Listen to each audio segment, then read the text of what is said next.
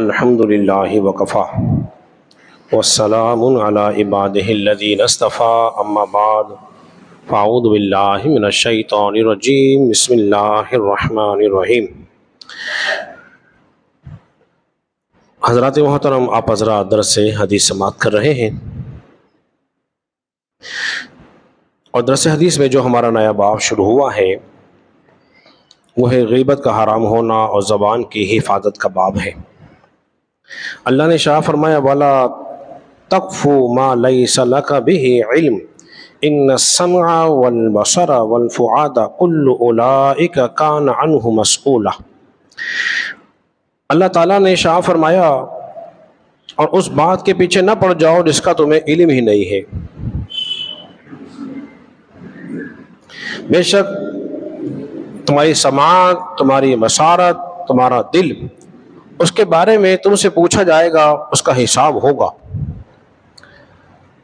اب میں آپ حضرات کی توجہ چاہوں گا، یہ سورہ بنی اسرائیل اور آیت نمبر 36 ہے۔ اللہ نے اس میں ارشاد فرمایا ہے کہ جس بات کا تمہیں علم نہیں ہے اس کے پیچھے نہ پڑ جاؤ، جس بات کا تمہیں علم ہی نہیں ہے اس کے پیچھے نہ پڑو، اس کے پیچھے نہ پڑ جاؤ۔ یہ تمہاری آنکھیں، تمہاری کان، تمہارا دل، اس کے بارے میں تم سے سوال ہوگا۔ مفسرین فرماتے ہیں اس آیت کے بارے میں کہ تم یوں نہ کہو کہ میں نے سنا ہے، تم نے سنا نہیں تھا اور تم نے کہہ دیا میں نے سنا ہے، اور تم نے دیکھا نہیں تھا اور تم نے کہہ دیا کہ میں نے دیکھا ہے، تو پھر قیامت کے دن تمہارا یہ کہنا کہ میں نے سنا ہے، میں نے دیکھا ہے، اس کے بارے میں تم سے پوچھا جائے گا۔ پھر یہ بات تو جھوٹ ہو جائے گی، اور کسی کے بارے میں جھوٹی گواہی بولی آپ نے نہیں دینی ہے۔ ایک بات وہ ذہن میں رکھ لیجیے، وہ یہ کہ یہ جو انسان کے پاس جسمانی اعضاء ہیں، مثال کے طور پہ ہاتھ، پیر، کان، آنکھ، زبان، دانت، یہ دیگر چیزیں جس سے ہم ہاتھوں سے پکڑتے ہیں، آنکھوں سے دیکھتے ہیں، کانوں سے سنتے ہیں، زبان سے بولتے ہیں اور پیروں سے چلتے ہیں۔ بڑی اہم بات سمجھانے کی کوشش کر رہا ہوں، یہ انسان کو جو اعضاء دی ہے نا، یہ انسان تیرے پاس اللہ کی امانت ہے۔ کیا ہے؟ اللہ کی امانتیں ہیں، ہمیں فقط استعمال کے لیے دیے ہیں۔ اگر ان کا استعمال ہوا صحیح تو وہ خالق کائنات ہم سے راضی بھی ہوگا، ہمیں اجر بھی عطا فرمائے گا۔ اور اگر ان ہاتھوں کا، ان کانوں کا، اس زبان کا استعمال اگر تم نے غلط کیا تو پھر تم پکڑے جاؤ گے، وہ ناراض ہو گیا تو سزا بھی ملے گی۔ تو لہذا یہ جو ہمارے اعضاء ہیں، اب میں بہت آسان طریقے سمجھا رہا ہوں کہ ان اعضاء کے ذریعے تم اپنے رب کو راضی کر سکتے ہو، اور ان کے ذریعے تم اپنے رب کو ناراض بھی کر سکتے ہو۔ اور آسان کر لیجیے، یہ وہ چیزیں ہیں جس سے رب کا قرب حاصل ہوتا ہے، اور یہ اعضاء تمہیں رب سے دور بھی کر سکتے ہیں۔ مثال کے طور پر ہاتھ اللہ نے دیے ہیں پکڑنے کے لیے، نیک کام کرنے کے لیے، کسی پہ ظلم کرنے کے لیے نہیں دیے۔ آنکھیں اللہ نے ہمیں دی ہے دیکھنے کے لیے، اگر اس سے وہ دیکھا جو رب کی چاہت تھی پھر تو ان آنکھوں کا فائدہ ہو گیا ہے۔ اور اگر ہم ان آنکھوں سے غلاظت دیکھتے رہے ساری رات موبائلوں پر، تو پھر بتائیے یہ آنکھیں ہونے کے باوجود ہمیں نفع دے رہی ہے؟ نہیں دے رہے۔ اسی طرح ہمارے یہ کان، اگر ان سے وہ سنے جو رب کی چاہت تھی پھر تو لطف آ جائے گا، اور اگر وہ سنا جو اللہ کو پسند نہیں تھا تو پھر اللہ کا غضب نازل ہوگا۔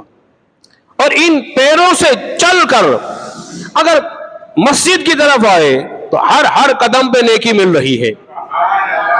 یہ جنت کا راستہ ہے، علم دین سیکھنے جا رہا ہے، تبلیغ کے لیے جا رہا ہے، راہ خدا میں سفر کر رہا ہے، جہاد کر رہا ہے تو ان سے تو رب راضی. اور اگر کسی ایسے راستے پر چلا گیا جو گناہوں کا راستہ تھا تو بتائیے تو پھر وہ زمین قیامت کے دن ہماری گواہی دے گی.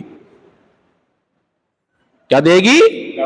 گواہی دے گی. جہاں آپ سجدہ کرتے ہیں نا مسجد میں، گھر پر، جہاں بھی، وہ زمین گواہ ہو جائے گی، اے اللہ یہ تیرا بندہ فلاں وقت کھڑے ہو کر تیری یاد کر رہا تھا.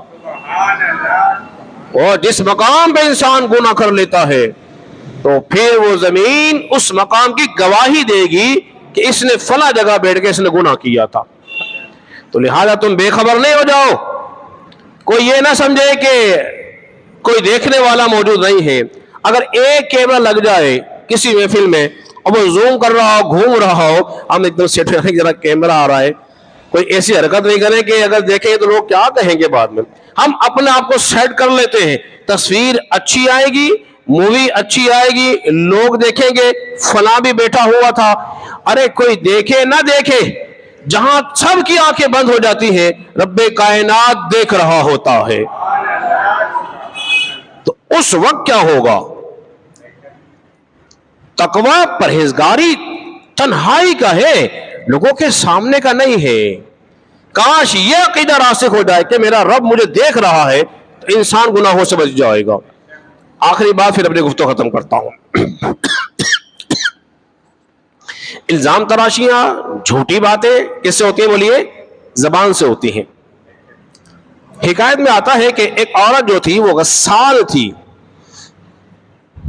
اس کو غسل کے لیے بلایا گیا. جب غسل کے لیے بلایا گیا وہ اسے غسل دینے لگی. پھر ہوا کیا؟ وہ جب غسل دینے لگی تو جب اس کی شرم آگے تب گئی نا، اسے یوں ہاتھ رکھ کے کہنے لگی اس نے بڑے زنا کیے. کیا کہا؟ اس نے بڑے زنا کیے. اب آگے ہاتھ چل نہیں رہا. تھی اللہ کی کامل ولیہ جس کو غسل دے رہی تھی، لیکن اس نے کیا کیا؟ الزام لگا دیا، جھوٹی بات کہہ دی، ایسی بات کہہ دی جس کے بعد تمہیں علم نہیں تھا. اللہ فرما رہا ہے ایسی بات کیوں کہتے ہو جس کا تمہیں علم ہی نہیں ہے. اس نے کہہ دی. اب ہاتھ جو ہے وہ وہاں سے ہٹ نہیں رہا، چپک گیا. بہت دیر ہو گئی، کیا بات ہے، ماجرا کیا ہے؟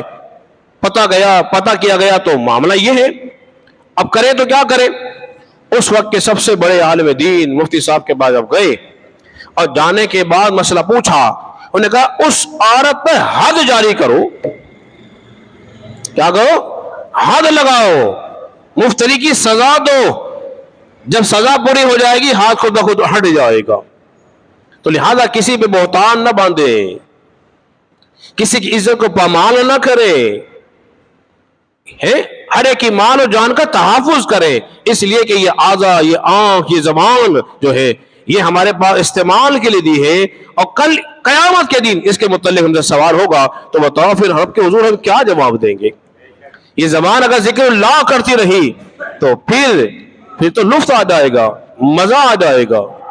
تو کیوں نہ ایسے جی لے، جی تو رہے ہیں نا ہم، کیوں نہ ایسے جی لے جیسے میرا اللہ چاہتا ہے، تو جینے کا مزہ آ جائے گا. اللہ رب العزت کی بارگاہ میں دعا ہے خالق کائنات ہم سب کو سمجھنے اور عمل پیرا ہونے کی توفیق عطا فرمائے.